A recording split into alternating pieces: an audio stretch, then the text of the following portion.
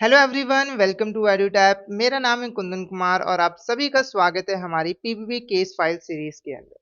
आज का जो हमारा टॉपिक है वो है गवर्नमेंट स्पॉन्सर्ड स्कीम्स। पिछले कुछ सालों में देखा गया है कि पीपीपी के पेपर में केस स्टडी टाइप क्वेश्चंस बहुत ज्यादा पूछे जाते हैं, खास करके इस तरह के लेंदी क्वेश्चंस। अगर हम नवंबर 2025 की ही बात करें तो पीपीपी के पेपर में 20 से 25 क्वेश्चन जो है वो केस स्टडी टाइप थे।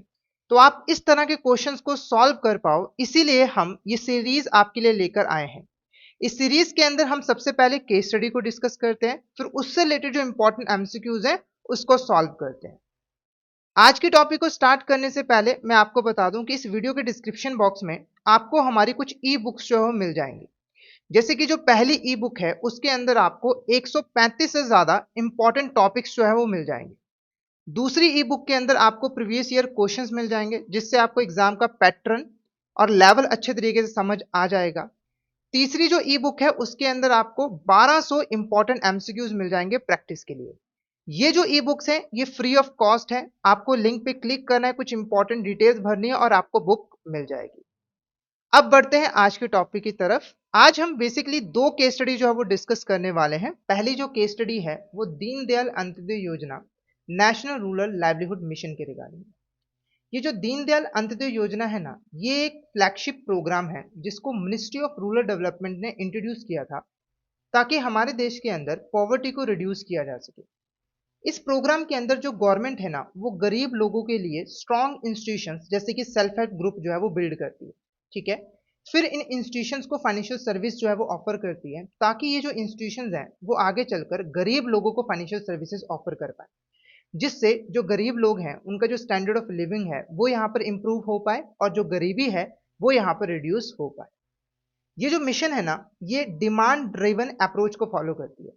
इस मिशन के अंदर स्टेट्स को ना पूरी फ्रीडम दे दी गई कि भाई आप ना अपने स्टेट के according poverty reduction action plan formulate कर सकते हो और उसको इंप्लीमेंट जो है वो कर सकते हो। ठीक है। अब हम यहाँ पर मिशन को अच्छे तरीके से समझ चुके हैं। अब इससे रिलेटेड जो एमसीक्यूज हैं उसको हम यहाँ पर डिस्कस कर लेते हैं। ठीक है।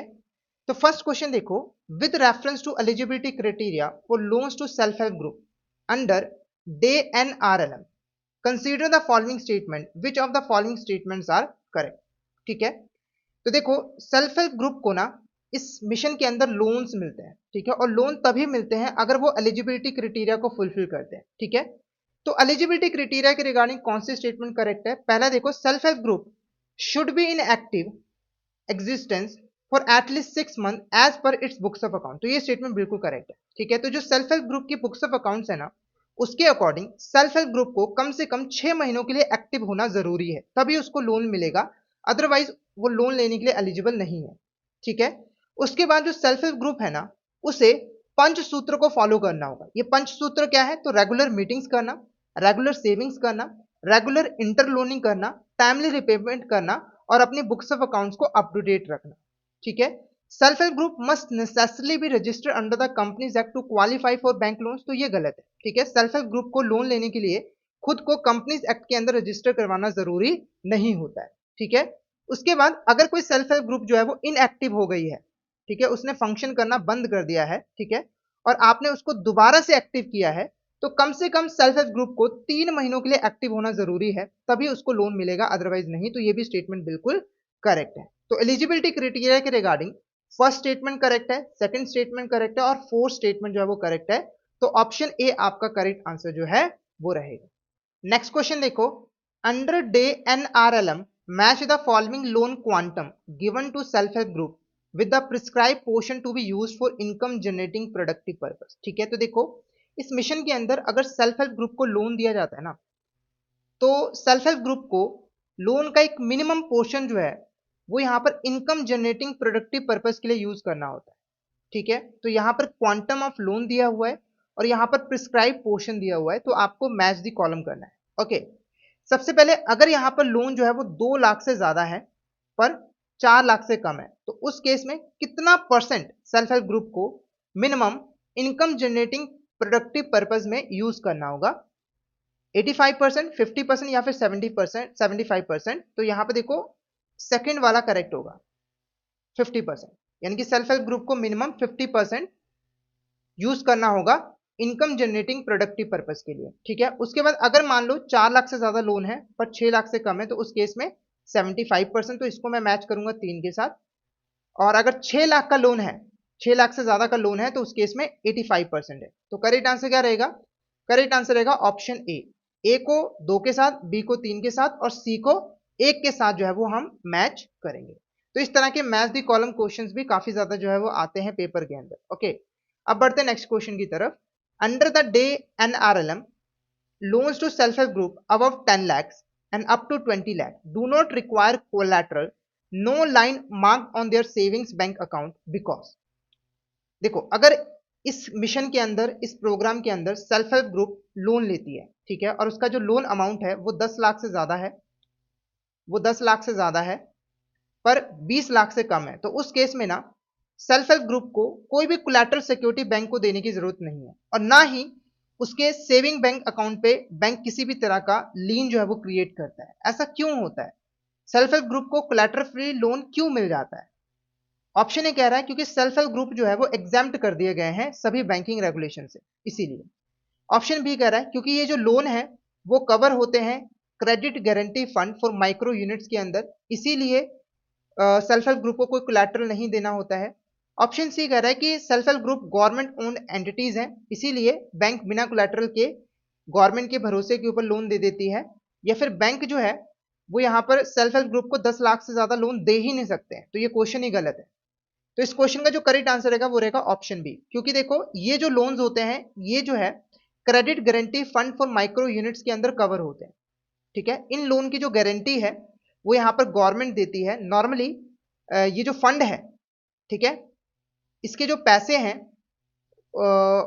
है ना, वो बैंक को यहाँ पर सिक्योरिटी प्रोवाइड करते हैं। कहने का मतलब है कि अगर बॉर्वर डिफॉल्ट कर देगा ना, यानी कि सेल्फ हेल्प ग्रुप डिफॉल्ट कर देगा ना, तो बैंक जो है इस फंड से अपना पैसा जो है वो वापस ले लेगा।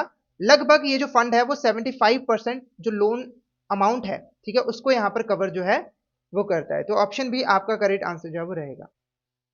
ओके, अब नेक्स्ट क्वेश्चन की तरफ बढ़ते हैं। ए self help group named Ujjwal self help group applies for loan under day NRLM. One of its members, Raman, is identified by willful defaulter on previous loan taken individually from the same bank. The bank is considering rejecting the loan application for the entire self-help group on this basis.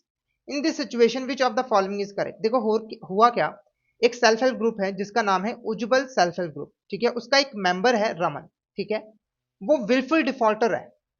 उसने individually पहले bank से loan लिया था और उसने जानबूझकर पैसे होने के बावजूद भी डिफॉल्ट कर दिया था, ठीक है, और बैंक को इस बात का पता लग गया। तो इस बात पर ना जो बैंक है वो पूरे के पूरे सेल्फ हेल्प ग्रुप का जो लोन एप्लीकेशन है उसको रिजेक्ट करना चाहती है।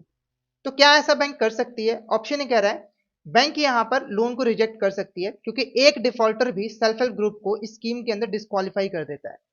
ऑप्शन बी कह रहा है कि जो बैंक है वो यहाँ पर एंटायर सेल्फ हेल्प ग्रुप को लोन देने से मना नहीं कर सकती है, क्योंकि देखो यहाँ पर अगर एक मेंबर डिफॉल्ट कर रहा है तो उसकी सजा सारे सेल्फ हेल्प ग्रुप को नहीं मिलनी चाहिए, ठीक है। ऑप्शन सी कह रहा है कि बैंक यहाँ पर लोन दे देगा सेल्फ हेल्प ग्रुप को, पर रमन के डिफॉल्ट स्टेटस को टोटली इग्नोर कर दिया जाएगा, ठीक है। या फिर बैंक यहाँ पर लोन तभी देगा अगर रमन जो है अपने प्रीवियस ड्यूज को क्लियर कर देता है। तो क्या लग रहा है आपको, इस क्वेश्चन का करेक्ट आंसर क्या होगा? जल्दी से बताइए, इस क्वेश्चन का करेक्ट आंसर क्या होगा? तो इस क्वेश्चन का जो करेक्ट आंसर है वो रहेगा option B is the correct answer. जो बैंक है वो यहाँ पर पूरे के पूरे सेल्फ हेल्प ग्रुप को लोन देने से मना नहीं कर सकता है। हालांकि बैंक चाहे तो जो रमन है उसको यहाँ पर लोन एप्लीकेशन से बाहर निकाल सकता है कि भाई ये बिल्कुल डिफॉल्टर है तो इसको हटा दो, हम इसको लोन जो है वो नहीं दे रहे हैं, ठीक है। तो ऑप्शन बी आपका करेक्ट आंसर जो है वो रहेगा। ओके, तो ये केस स्टडी थी नेशनल रूरल लाइवलीहुड मिशन की। नेक्स्ट जो केस स्टडी है वो है नेशनल अर्बन लाइवलीहुड मिशन के रिगार्डिंग, ठीक है। तो ये जो दीनदयाल अंत्योदय योजना नेशनल अर्बन लाइवलीहुड मिशन है, इसका एम था अर्बन पुअर हाउस होल्ड्स की गरीबी को रिड्यूस करना, ठीक है। तो इस मिशन के अंदर फोकस किया गया था कि ये जो अर्बन पुअर हाउस होल्ड्स है ना, इनको फाइनेंशियल सर्विसेज ऑफर की जाएंगी, लोन वगैरह ऑफर किए जाएंगे, ठीक है, ताकि ये जो हाउस होल्ड्स हैं ये यहाँ पर खुद का बिजनेस कर पाए, ठीक है। या फिर हम इनको ट्रेनिंग प्रोवाइड करेंगे ताकि इनको जॉब्स वगैरह जो है वो मिल पाए, ठीक है। तो इस मिशन के अंदर जो अर्बन पुअर हाउस होल्ड हैं उनको या तो खुद का बिजनेस स्टार्ट करने के लिए लोन वगैरह दिया जाता था, या फिर उनको ट्रेनिंग प्रोवाइड की जाती थी डिफरेंट प्रोग्राम के थ्रू, ताकि उनको जॉब वगैरह जो है वो मिल पाए। इस स्कीम का जो मेन फोकस था वो यही था कि सही तरीके से जो अर्बन पुअर हाउस होल्ड हैं उनकी इनकम और लिविंग कंडीशंस को इंप्रूव किया जाए। ठीक है, तो इस मिशन के अंदर भी इन लोगों के लिए जो गवर्नमेंट है वो स्ट्रॉन्ग इंस्टीट्यूशन जो है वो बिल्ड करती थी, जैसे कि सेल्फ हेल्प ग्रुप वगैरह। ठीक है, मतलब कि ये जो आपके अर्बन पुअर हाउस होल्ड है ना, इनको ग्रुप्स में कन्वर्ट कर देती थी गवर्नमेंट, ताकि ये एक साथ मिलकर जो है वो काम कर पाए। ठीक है, और लोन वगैरह जो है वो ले पाए। अगर हम NULM के कंपोनेंट्स की बात करें, तो पहला कंपोनेंट है employment through skill training and placement, दूसरा है सेल्फ एम्प्लॉयमेंट प्रोग्राम, तीसरा है सोशल मोबिलाइजेशन इंस्टीट्यूशनल डेवलपमेंट, फिर आपका शेल्टर फॉर अर्बन होमलेस, फिर support for urban street vendor और capacity building and training program. तो ये आपके बेसिकली कंपोनेंट्स हैं NULM मिशन के। अब इससे रिलेटेड जो क्वेश्चंस है उसको हम डिस्कस कर लेते हैं। फर्स्ट क्वेश्चन देखो, consider the following statement regarding the individual enterprises under day NULM, which of the following statements are correct. ठीक है, तो अगर कोई इंडिविजुअल है वो अकेला यहाँ पर बिजनेस करना चाहता है, ठीक है, और वो इस स्कीम के अंदर लोन लेना चाहता है, तो देखो सबसे पहले उसकी जो मिनिमम एज है वो 18 साल होनी चाहिए, ये स्टेटमेंट यहाँ पर बिल्कुल करेक्ट है। उसके बाद जो मैक्सिमम प्रोजेक्ट कॉस्ट है, जैसे अगर कोई इंडिविजुअल जो है वो अपना बिजनेस स्टार्ट करना चाहता है, ठीक है, तो उसका जो बिजनेस की जो कॉस्ट है वो मैक्सिमम 2 लाख रुपए जो है वो हो सकते हैं, उससे ज्यादा नहीं। ठीक है, उसके बाद कोलैटरल सिक्योरिटी बैंक डिमांड करता है, अगर यहां पर बैंक 50,000 से ज्यादा लोन देता है तो ये स्टेटमेंट गलत है। क्यों? क्योंकि देखो इस स्कीम के अंदर अगर आप बैंक से लोन लेने के लिए जाते हो तो आपको बिना किसी कोलैटरल के लोन मिल जाता है, आपको कोई भी अपनी सिक्योरिटी जो है वो बैंक के पास गिरवी नहीं रखनी होती है। हालांकि आप बैंक के पैसे से जो एसेट्स खरीदोगे उसके ऊपर बैंक जरूर यहाँ पर जो है वो चार्ज क्रिएट करता है, यानी कि वो एसेट्स बैंक के पास जरूर गिरवी रखी जाती है। ठीक है, उसके बाद लोन की अगर हम टाइप की बात करें तो देखो इंडिविजुअल को टर्म लोन भी मिल सकता है कैपिटल एक्सपेंडिचर के लिए, और कैश क्रेडिट फैसिलिटी भी मिल सकती है वर्किंग कैपिटल नीड्स के लिए। और अगर कंपोजिट लोन मिलता है तो उसके अंदर दोनों ही लोन जो है वो इंडिविजुअल को मिल जाते हैं। तो पहली स्टेटमेंट, दूसरी स्टेटमेंट और चौथी स्टेटमेंट यहाँ पर बिल्कुल करेक्ट है, तो ऑप्शन ए आपका करेक्ट आंसर जो है वो रहेगा, option A is a correct answer. ठीक है, उसके बाद देखो विच of the following statements regarding the group enterprises under day NULM is not correct. ठीक है, तो अगर ग्रुप इंटरप्राइज है उसके रिगार्डिंग कौन सी स्टेटमेंट यहाँ पर करेक्ट नहीं है? तो देखो अगर कोई ग्रुप इंटरप्राइज है तो कम से कम उसके 3 मेंबर्स होने चाहिए। ठीक है, और 70% जो मेंबर्स हैं वो अर्बन पुअर फैमिलीज से होने चाहिए, तो ये स्टेटमेंट यहाँ पर बिल्कुल करेक्ट है। ठीक है, जैसे अगर मान के चलिए कि 3 मेंबर्स हैं तो कम से कम 2 जो मेंबर्स हैं वो अर्बन पुअर फैमिली से होने चाहिए। ओके, उसके बाद more than 1 member from the same family can be part of the group, ये गलत है, क्योंकि देखो ये जो आपका ग्रुप इंटरप्राइज है ना, एक फैमिली से एक ही पर्सन इसका मेंबर बन सकता है। जैसे अगर मान के चलिए कि एक फैमिली है जिसके अंदर 2 भाई हैं, राम और श्याम, तो या तो राम मेंबर बन सकता है इस ग्रुप का या फिर श्याम बन सकता है, ये दोनों एक साथ नहीं बन सकते। ठीक है, मैक्सिमम लोन इज 2 लाख पर मेंबर और 10 lakh in total which ever is lower, ये स्टेटमेंट बिल्कुल यहां पर करेक्ट है। कैसे करेक्ट है?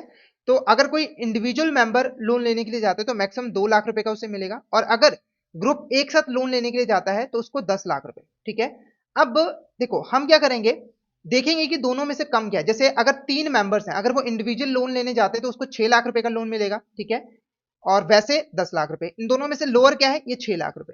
ठीक है, तो इस ग्रुप को 6 लाख रुपए का मैक्सिमम लोन जो है वो मिल सकता है। अगर मान के चलिए जो मेंबर्स होते हैं वो 6 होते तो 12 लाख हो जाते। ठीक है, तो उस केस में सिर्फ 10 लाख रुपए ही लोन मिलता है, क्योंकि इंडिविजुअल मेंबर्स को कंपोजिट करके और जो 10 लाख दोनों में से जो भी लोअर है उतने का ही लोन मिलेगा। ठीक है, नो कोलैटरल और guarantees required for bank loan, बिल्कुल करेक्ट है कि अगर आप बैंक लोन लेते हो, ठीक है, तो आपको कोई गारंटी देने की जरूरत नहीं है, आपको कोई कोलैटरल देने की जरूरत नहीं है। ठीक है, हालांकि आप बैंक लोन के पैसे से जो भी एसेट्स को खरीदोगे उसको आप बैंक के पास जरूर गिरवी रखोगे, बैंक उसके ऊपर चार्ज जो है वो जरूर क्रिएट करेगा। ठीक है, तो ऑप्शन भी आपका यहाँ पर करेक्ट आंसर रहेगा, ये स्टेटमेंट जो है वो करेक्ट नहीं है। तो ये हमारी केस स्टडी थी, 2 इंपॉर्टेंट गवर्नमेंट स्कीम्स के बारे में हमने यहाँ पर पढ़ लिया है। आई होप आपको ये अच्छे तरीके से क्लियर हो गया होगा। अगर आपको कोई भी डाउट आता है तो आप पूछ सकते हो, क्लियर हो गया तो एक कमेंट बॉक्स में मैसेज जरूर जो है वो कर दीजिएगा। ठीक है, और अगर आप हमारे साथ कांटेक्ट करना चाहते हो तो ये हमारा व्हाट्सएप नंबर है, यहाँ पर आप हमसे कांटेक्ट कर सकते हो, और ये ईमेल भी आप हमें भेज सकते हो hello@ @edutap.co.in के ऊपर, ठीक है। उसके बाद अगर आप जेईबी एग्जाम की प्रिपरेशन अच्छी तरीके से करना चाहते हो तो आप हमारे कोर्सेज में जो है वो एनरोल कर सकते हो, ठीक है। कोर्सेज में एनरोल करने के लिए आपको हमारी एडुटैप वेबसाइट के ऊपर जाना होगा। कोर्सेज वाले सेक्शन में आपको जेईबी कोर्सेज के ऊपर क्लिक करना होगा, ठीक है। और यहां पर आपको हमारे सारे के सारे जेईबी के कोर्सेज जो है वो मिल जाएंगे, ठीक है। सबसे पहले आपको लाइव क्रैश कोर्स जो है वो मिल जाएगा बैच 5, जिसके अंदर आपको 60 लाइव क्लासेस मिल जाती हैं, ठीक है। और लाइव क्लासेस के साथ concept notes, solve previous year question, chapter wise mock test और फुल लेंथ मॉक टेस्ट भी मिल जाते हैं, ठीक है। तो और इसके प्राइजेस जो है वो 2800 रुपए हैं, 6 महीने की वैलिडिटी है। अगर आपकी प्रिपरेशन हो चुकी है, आप प्रैक्टिस करना चाहते हो, तो आप हमारे टेस्ट सीरीज को एनरोल कर सकते हो, जिसके अंदर आपको solve previous year questions, full length mock test, chapter wise mock test मिल जाते हैं, ठीक है। और ये 1599 में आपको मिल जाएगा। उसके बाद आप जो है, अगर मान के चलिए आपने अभी तक प्रिपरेशन स्टार्ट नहीं की है, टाइम बहुत कम बचा है आपके पास, तो आप हमारे सुपर क्रैश कोर्स को ज्वाइन कर लीजिए, ठीक है। बैच 1 जो है वो लॉन्च हो चुका है। इसके अंदर ना आपको 24 क्लासेस के अंदर जेईबी एग्जाम की प्रिपरेशन जो है वो करवाई जाती है, ठीक है। हालांकि पूरा सिलेबस तो कवर नहीं हो पाता है, पर इतना सिलेबस जरूर कवर हो पाता है कि आपके जेईबी एग्जाम को क्लियर करने के चांसेस इंक्रीज हो जाते हैं। लाइव क्लासेस के साथ concept notes, solve previous year questions, chapter wise mock test और फुल लेंथ मॉक टेस्ट भी मिल जाते हैं, ठीक है। 2800 रुपए का ये कोर्स जो है वो आपको मिल जाएगा। अगर आप किसी इंडिविजुअल सब्जेक्ट की प्रिपरेशन करना चाहते हो, जैसे कि पीवीबी का, तो उसका भी मास्टर कोर्स आपको मिल जाएगा, जिसके अंदर आपको concept classes, live classes, concept notes, solve previous year questions, chapter wise mock test, full length mock test जो है मिल जाएंगे। ये कोर्स आपको 1560 में मिल जाएगा। और आईएफएस का भी सेम, ठीक है। और अगर आपको कंप्लीट मार्क मास्टर कोर्स चाहिए तो वो भी आपको जो है मिल जाएगा, जिसके अंदर आपको चारों पेपर जो है वो मिल जाएंगे। इसके अंदर आपको concept classes, live classes, concept notes, solve previous question, chapter wise mock test, full length mock test जो है वो मिल जाते हैं, ठीक है। ये कोर्स जो है वो आपको 4799 में मिल जाएगा, ठीक है। अभी सारे कोर्सेज के ऊपर 80% ऑफ चल रहा है। इस ऑफर को अवेल करने के लिए आपको कोड यूज करना है FLASH80, ओके। उसके बाद अगर आप ये जानना चाहते हो कि हमारे कोर्सेज के अंदर कंटेंट किस तरह का होता है, हम कैसे पढ़ाते हैं, तो आप 3 आवर ट्रायल कोर्स को ज्वाइन कर सकते हो, जिसके अंदर आपको कॉन्सेप्ट क्लासेस, कॉन्सेप्ट नोट्स और क्यूज वगैरह जो है मिल जाते हैं, ठीक है। और इस कोर्स को ना आप सिर्फ 1 रुपए में जो है वो एनरोल कर सकते हो, ओके। तो जल्दी से आप हमारे कोर्स में जो है वो एनरोल कर लीजिए, क्योंकि ये ऑफर जो है वो लिमिटेड टाइम के लिए, ओके। और ये जो लेक्चर है, अगर आपको इसके पीडीएफ नोट्स चाहिए तो वो आपको हमारे टेलीग्राम चैनल के ऊपर जो है वो मिल जाएंगे। और टेलीग्राम चैनल का जो लिंक है वो आपको वीडियो के डिस्क्रिप्शन बॉक्स में मिल जाएगा। तो आज का सेशन हम यहीं पे ओवर करते हैं। आई होप आज का सेशन आपको अच्छा लगा हो। सेशन अच्छा लगा हो तो सेशन को लाइक कर देना, शेयर कर देना, हमारे चैनल को सब्सक्राइब भी जरूर कर देना और अपना फीडबैक भी जरूर प्रोवाइड करें। तो आज का सेशन हम यहीं पे ओवर करते हैं। आज के लिए इतना ही, मिलते हैं नेक्स्ट क्लास में। Thank you so much everyone.